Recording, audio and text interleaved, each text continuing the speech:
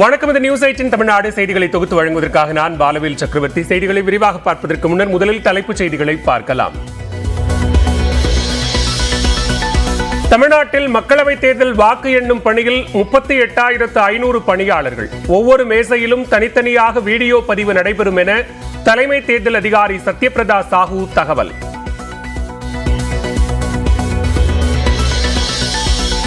வாக்கு எண்ணிக்கையில் பங்கேற்கும் ஊழியர்களுக்கு நாளை மறுநாள் பயிற்சி.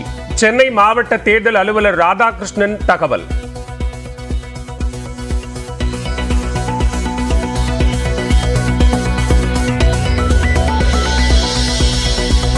ஜெயலலிதா இந்துத்வா தலைவர்தான் என தமிழிசையும் பேச்சு. ராமர் கோயில் தேவை என தொண்டர்களிடம் கையெழுத்து வாங்கி அனுப்பியவர் என்றும் பெருமிதம். ராமர் கோயில் தேவை என்று தனது தொண்டர்களிடம் கையெழுத்து வாங்கி அனுப்பியவர் அவர். அன்று ராமர் கோயில் கட்டியதில் அதற்கு ஆதரவு தெரிவித்த மிகப்பெரிய இந்துத்துவ அழுத்தமான நம்பிக்கையுடைய இந்துத்துவ தலைவர் அவர். நெல்லையில் கொல்லப்பட்ட தீபக் ராஜாவின் இறுதி ஊர்வலத்தில் 300 வாகனங்களில் ஏராளமானோர் திரண்டதால் பதற்றம். தடுத்து நிறுத்திய நிலையில் வாக்குவாதத்தை அடுத்து உடலை சொந்த ஊருக்கு எடுத்துச் சென்ற காவலர்கள்.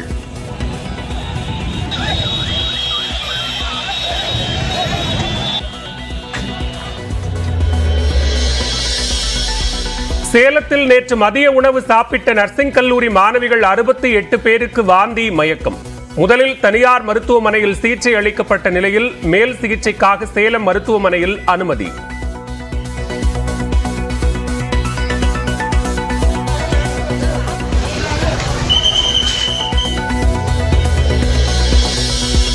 தேனி மாவட்டம் ஆண்டிப்பட்டி அருகே சூறைக்காற்றில் ஒடிந்து விழுந்த பப்பாளி மரங்கள்.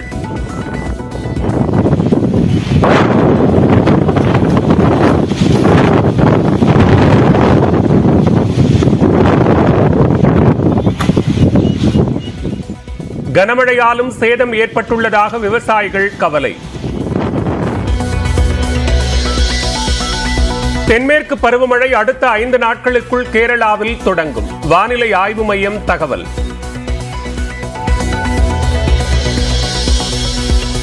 முல்லை பெரியாறில் அணை கட்ட முயற்சிக்கும் கேரள அரசுக்கு எதிர்ப்பு. தேனி மாவட்டம் லோயர் கேம்பில் இருந்து குமுளி நோக்கி பேரணியாக சென்ற விவசாயிகள் தடுத்து நிறுத்தம்.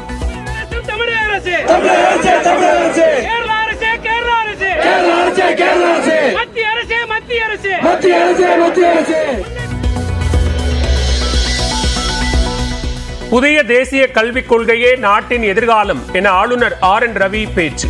தான் பதவியேற்ற போது பல்கலைக்கழகங்கள் தனிமைப்படுத்தப்பட்டிருந்ததாகவும் துணைவேந்தர்கள் மாநாட்டில் வேதனை. உயர்கல்வி மாணவர் சேர்க்கையில் இந்தியாவிலேயே தமிழ்நாடு முதலிடம். அகில இந்திய உயர்கல்வி ஆய்வு நிறுவன அறிக்கையை சுட்டிக்காட்டி தமிழக அரசு பெருமிதம்.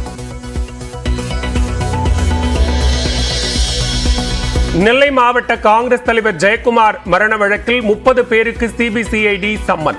நண்பர்கள் உள்ளிட்டோர் 2 நாட்களில் ஆஜராக அறிவுறுத்தல்.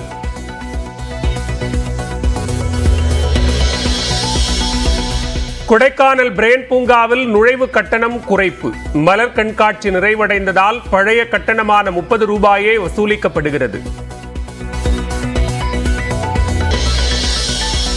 ஜோலார்பேட்டை அருகே வானில் இருந்து மர்ம பொருள் விழுந்ததாக கூறப்படும் இடத்தில் ஆட்சியர் ஆய்வு. தமிழக அறிவியல் மற்றும் ஆய்வு மையம் விரைவில் ஆய்வு செய்ய உள்ளதாகவும் பொதுமக்கள் அச்சப்பட வேண்டாம் என்றும் அறிவுறுத்தல்.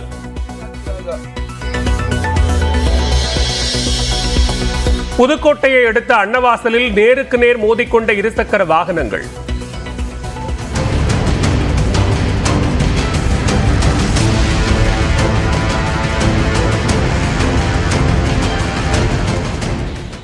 படுகாயமடைந்த நில அளவையர் உயிரிழப்பு.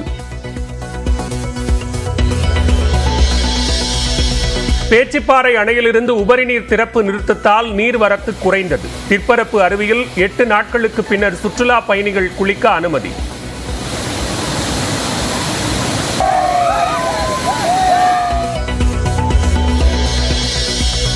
பப்புவா நியூகினியா நிலச்சரிவில் உயிரிழப்பு 2000 கடந்ததாக தகவல். மேலும் பலரை காணவில்லை என்பதால் பலி எண்ணிக்கை அதிகரிக்க வாய்ப்பு. முன்னாள் முதலமைச்சர் ஜெயலலிதா இந்து மதத்தின் மீது நம்பிக்கை கொண்ட இந்துத்வா தலைவர் என்பதில் மாற்று கருத்தில்லை என பாஜக மாநில முன்னாள் தலைவர் தமிழிசை சவுந்தரராஜன் திட்டவட்டமாக தெரிவித்துள்ளார். அவர் இன்று உயிரோடு இருந்திருந்தால் ராமர் கோவிலுக்கு சென்று வழிபட்டிருப்பார் என்றும் தமிழிசை குறிப்பிட்டுள்ளார். ராமர் கோயில் தேவை என்று தனது தொண்டர்களிடம் கையெழுத்து வாங்கி அனுப்பியவர் அவர். அன்று ராமர் கோயில் கட்டியதில் அதற்கு ஆதரவு தெரிவித்த மிகப்பெரிய இந்துத்துவ அழுத்தமான நம்பிக்கையுடைய இந்துத்துவ தலைவர் அவர். அதே மாதிரி கோயில்கள் எல்லாம் அன்னதானம் போட்ட தலைவர் அவர். அதனால மிக தெளிவாக அதே மாதிரி ராமசேதுக்கு மற்ற இங்கே திராவிட முன்னேற்ற கழகத்தை போன்றவர்கள் எதிர்ப்பு தெரிவிக்கும் போது அதற்கு ஆதரவு தெரிவித்தவர். ஆக இதற்கு எவ்வளவோ காரணங்களை எங்களால் முன்னிறுத்த முடியும். அதனால நிச்சயமா அவர் இன்று இருந்திருந்தால் நிச்சயமாக ராமர் கோயிலுக்கு சென்று சாமி கும்பிட்டு விட்டு இந்த ராமர் கோயில் எங்களது கனவு இது நிறைவேற்றப்பட்டிருக்கிறது என்று சொல்லுவார். ஏனென்றால் அப்படி சொல்வதற்கான அடித்தளம் இருக்கிறது. கரசேவகை பாராட்டி இருக்கிறார். ராமர் கோயில் வேண்டும் என்று அவர் அழுத்தமாக சொல்லி இருக்கிறார்.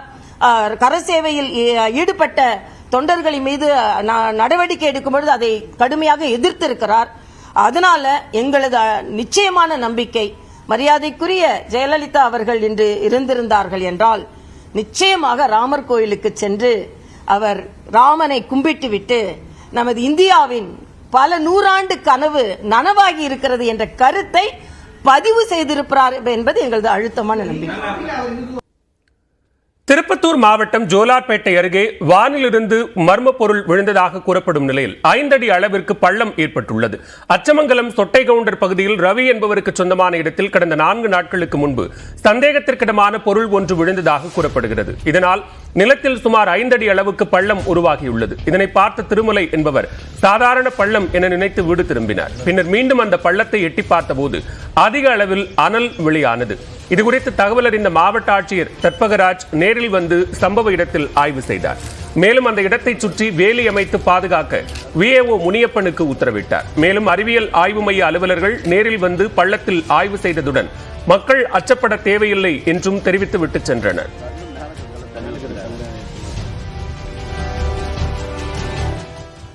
முல்லைப் பெரியாறில் கேரளா புதிய அணை கட்டுவதற்கு எதிர்ப்பு தெரிவித்து தேனியில் பேரணியாக சென்ற விவசாயிகள் தடுத்து நிறுத்தப்பட்டனர். முல்லைப் பெரியாற்றில் பழைய அணையை இடித்துவிட்டு புதிய அணை கட்டுவதற்கான கேரளாவின் முயற்சிக்கு தமிழ்நாடு விவசாயிகள் கடும் எதிர்ப்பு தெரிவித்து வருகின்றனர். இந்நிலையில் தேனி மாவட்டம் கூடலூர் அருகே லோயர் கேம்பிலிருந்து குமுளி நோக்கி விவசாயிகள் பேரணியாக சென்றனர். அவர்களை பென்னிக்விக் மணிமண்டபம் அருகே காவலர்கள் தடுத்து நிறுத்தினர்.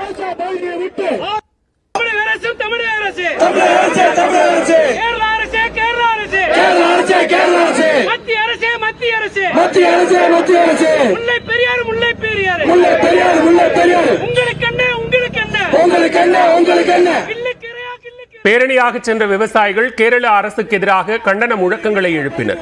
முல்லைப் பெரியாற்றில் புதிய அணை கட்டும் முயற்சியை கேரளா தொடர்ந்தால் மிகப்பெரிய போராட்டம் வெடிக்கும் என்று விவசாயிகள் எச்சரிக்கை விடுத்துள்ளனர்.